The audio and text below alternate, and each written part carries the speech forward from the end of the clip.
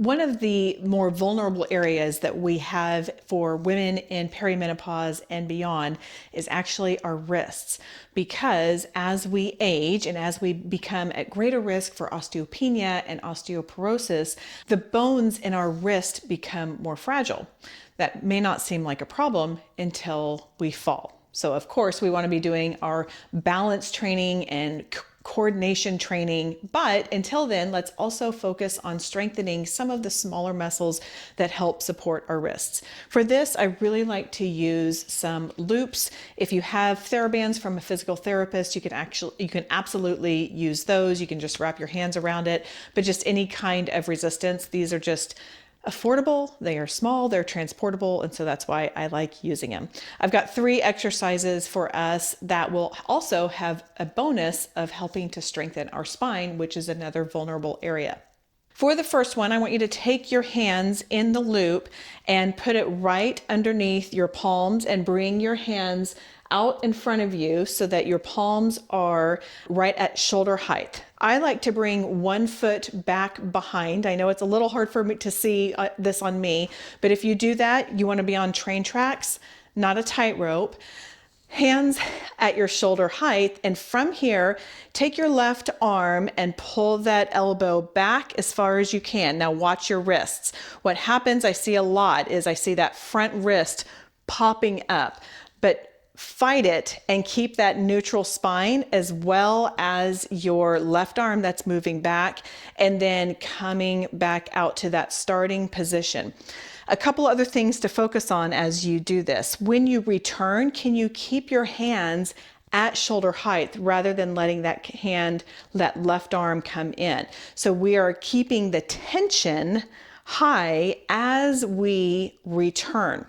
You want to do about 10 reps, starting with that on one side, then you can go to the other side. I will show that really quickly. It's the exact same thing, taking one foot back to help, and that's just to help prevent your back from really arching, because when we start to pull, we'll start to, I'm exaggerating some, but we'll really start to put our rear out. So putting one foot back behind will help keep your spine in alignment. And again, with that other one, watch your wrists. You may find that one wrist is stronger than the other. That's totally normal. And we're just continuing to strengthen those.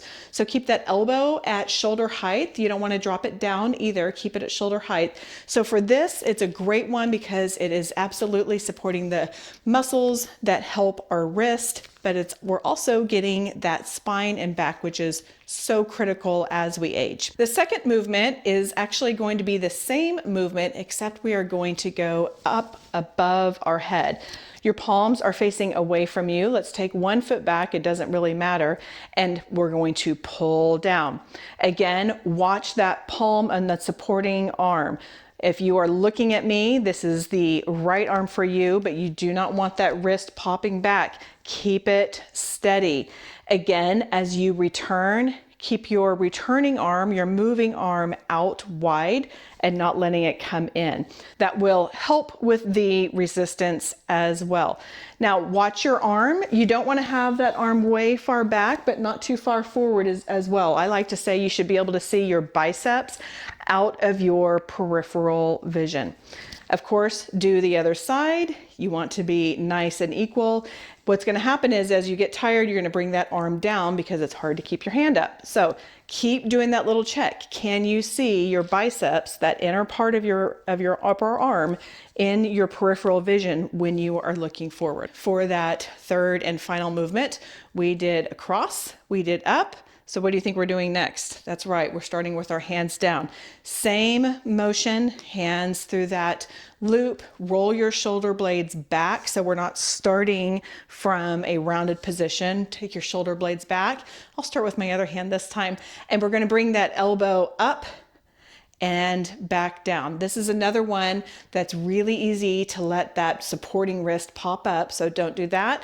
And also keep it neutral as you go up. Sometimes I see it going under, and sometimes I see it coming up. So just keep that in a neutral position. Keep checking with that. Again, 10 reps on one side, 10 reps on the other. With those 3 movements, I recommend starting with 10 reps and see. That is not any kind of rule to follow. It's just a starting point. You can do more if you feel like you need to do more, or less. If you get up to 15 or 20 reps and you feel like this is easy peasy, I need more, then it's time to increase your resistance. Don't be afraid to do that. That's so great for strengthening our muscles. And of course, if you want to learn more about how to protect your wrist, like today's episode, or your hips, or your spine, or your pelvic floor as you age, then be sure to tune into the podcast episode, Strength Training Essentials for Women in Perimenopause and Beyond. Coming up next is that pelvic floor. Stick around.